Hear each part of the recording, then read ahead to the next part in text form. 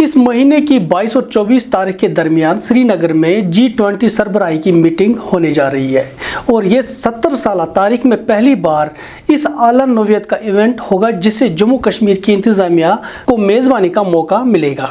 3 दिन के क़याम के दौरान दुनिया के मईशी लिहाज से ताकतवर ममालिक के लीडरान सयाहत के फरोग के लिए गुफ्तशनीद करेंगे। मरकजी सरकार की वसातत से यूनियन टेरिटरी इंतजामिया ने करोड़ों रुपए खर्च करके श्रीनगर के बेशतर इलाकों को दुल्हन की तरह सजाने की कोशिश की, लेकिन भारत के हरीफ मुल्क पाकिस्तान कश्मीर में इस इवेंट के खिलाफ नजर आ रहा है और सफारती दबाव डालने की कोशिश की जा रही है ताकि कश्मीर में इस तरह के किसी बैनुल अक़वामी इवेंट का इनेकाद न किया जाए। नरेंद्र मोदी की सरकार बिज़िद लग रही है और दबाव का कोई असर काम नहीं कर रहा है। आखिर पाकिस्तान कश्मीर में इस इवेंट के इनेकाद से क्यों खफा है और क्यों पाकिस्तान की हुकूमत ऐसा चाहती है? पाकिस्तान का दावा कि कश्मीर दोनों ममालिक के दरमियान एक मुतनाज़ा मसला है जिसकी वजह से भारत इसे आम रियासतों की तरह ट्रीट नहीं कर सकता।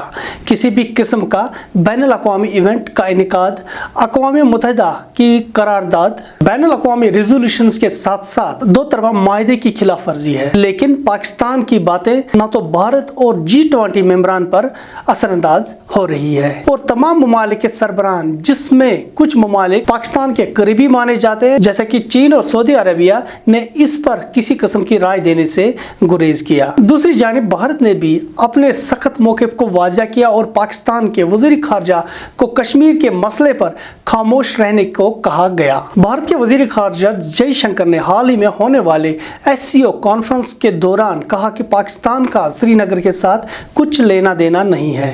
दफ़ा 370 अब तारीख बन चुकी है। पाकिस्तान की साख इसके गैर मुल्की ज़र मुबादले से भी ज़्यादा तेज़ी से गिर रही है।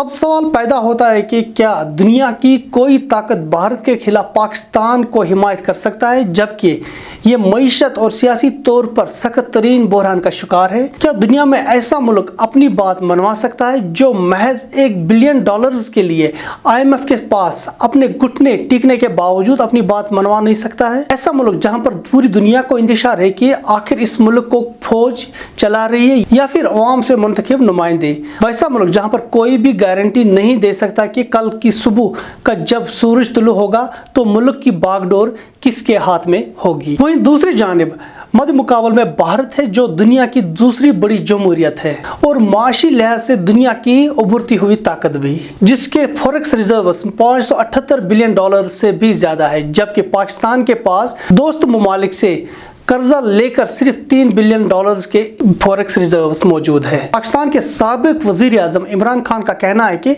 जो मुल्क कर्जे लेने का आदी हो इसकी दुनिया में कोई इज्जत नहीं होती। दीजिए आसिम मोहिद्दीन को इजाज़त। खुदा हाफिज।